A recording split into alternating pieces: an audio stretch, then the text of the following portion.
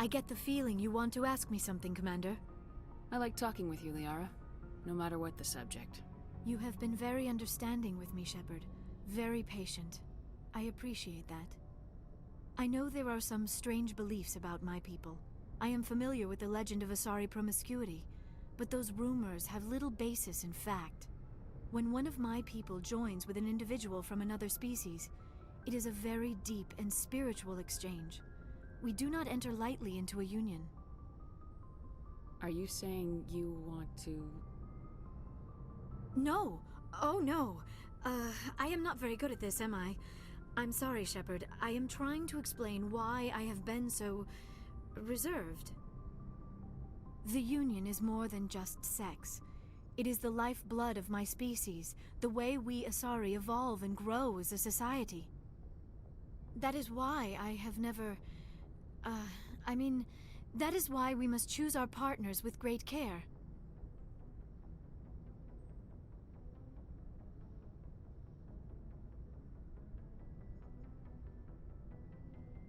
I want you to be absolutely sure about this, Liara. I am only 106, barely an adult by Asari standards, and I spend most of my time absorbed in my research.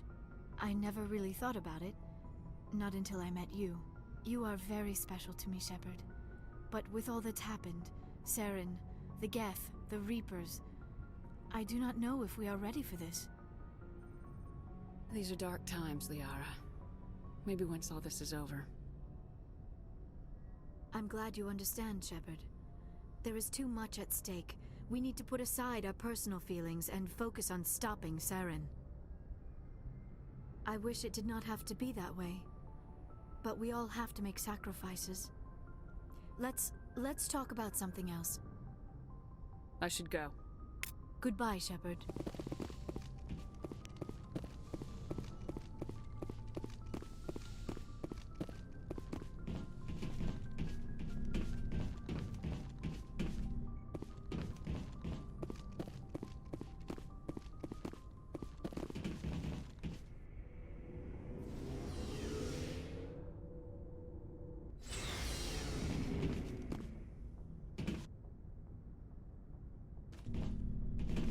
Looking for supplies?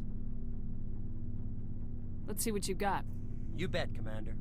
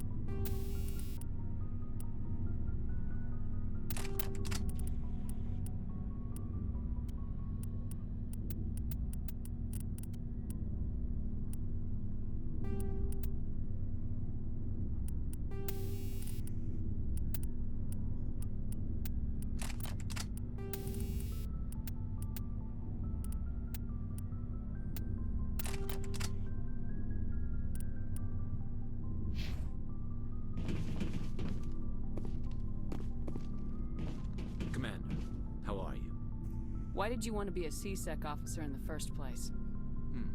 That's a good question. There were several reasons, I guess. Like what? Probably the same as most officers. I wanted to fight injustice, wanted to help people. I guess my father had something to do with it too. He was C-Sec, one of the best. I grew up hearing about his accomplishments or seeing his picture on the vids after a big arrest. He's taking my resignation pretty hard. That's tough. But you'd think he'd be impressed you're going after Saren. My father's a C-Sec man to the bone. Do things right or don't do them at all, he says. He thinks I'm being too rash, too impatient. He's worried I'll become just like Saren. He actually talked me out of becoming a Spectre when I was younger, for the same reasons. You were asked to be a Spectre? Well, I was targeted as a possible Spectre candidate. Me and about 1,000 other Turian military recruits. I could have received special training, but my father didn't like it. He despises the Spectres. He hates the idea of someone having unlimited power with no accountability. He wouldn't like you, Commander. No offense. I suppose I can understand his concern. You can. But Saren's not gonna play by our rules, C-Sec's rules. If you want to nail Saren, you need to send someone who isn't restricted by policies and procedures. Just because you can break the rules doesn't mean you should. I don't need to stoop to Saren's level to stop him. And neither do you, Garrus. I see what you mean, but I'll think about it. Thanks, Commander. So, we've got Saren on the run. It won't be long now. Saren's good, but I'm better. Good. He's rotten. To the core. I could tell as soon as I met him. Why didn't you tell me this sooner? I would've if I thought it was important. I think I'd like to hear about it just the same. This was a while ago. A bunch of mercs were bragging about a job out near the edges of the Terminus systems. They said it paid well and the boss was never around to ride them. They said he was looking for more men, too. So I checked it out. I didn't know Saren was openly recruiting mercs. It wasn't that open, and he only showed his face once. We'd been raiding ships in the area for months when we took out this massive cargo freighter. Our biggest haul yet. I was on board checking bodies for valuables, looking for some extra credits. That's when I saw him. What did Saren want with the ship? I don't know what he wanted. He was just moving through the ship, watching. Couple of the mercs called him by name, but he never spoke to them. Never spoke to anyone. I had a really bad feeling about him, so I got the hell out. Didn't even wait to get paid. That's the only time you saw him? Yeah. Didn't even know who he was. Still wouldn't if I hadn't joined up with you. But my instincts were right. Every other merc on that mission turned up dead within a week. Every damn one. So long, Rex. Shepard.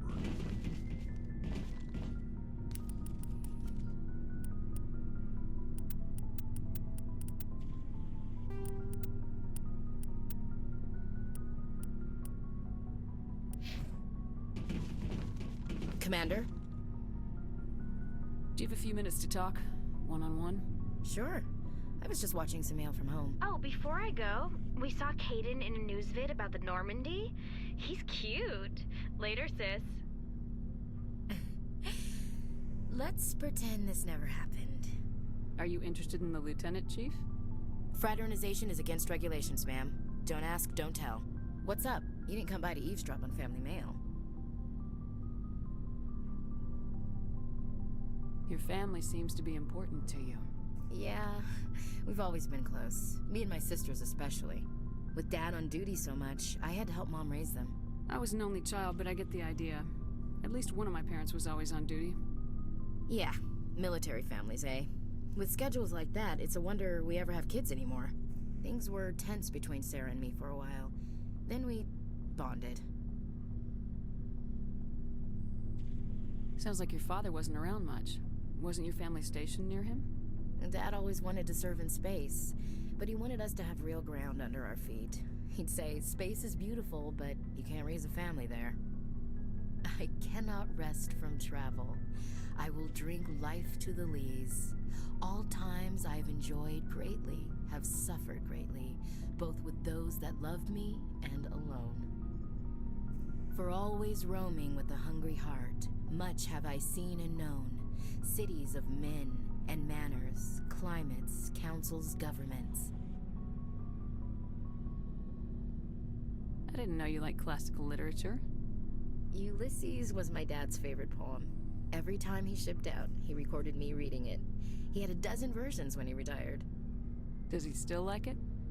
I sure hope so. I read it to his grave every time I go home. Dad passed on a few years back. He's probably still watching, though. I thought you said he was dead. You know, from heaven, wherever that is.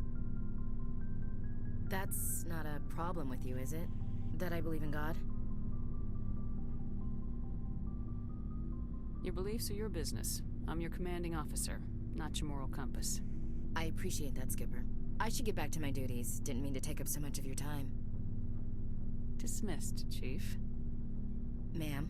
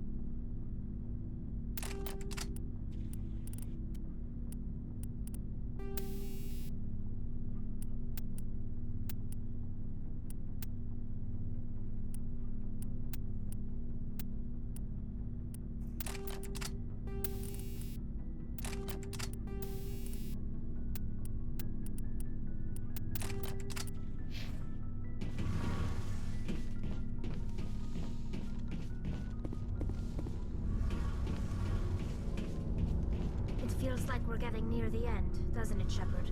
With Saren, I mean. It won't be much longer. One way or another, it'll all be over soon. You'll find the conduit before he does. I know you will. You have to. And after this is all over, when my pilgrimage ends, and I go back to my own people, I'll be proud to say I was a part of it. We couldn't have done this without you, Tali. You've been good to me. A lot of people treat Quarians like second-class citizens. They just want us to go back to our fleet and disappear. But you've treated me just like everyone else on your crew. Like an equal. That means a lot, and it says something about you. Whatever happens, I just want to say thank you for that.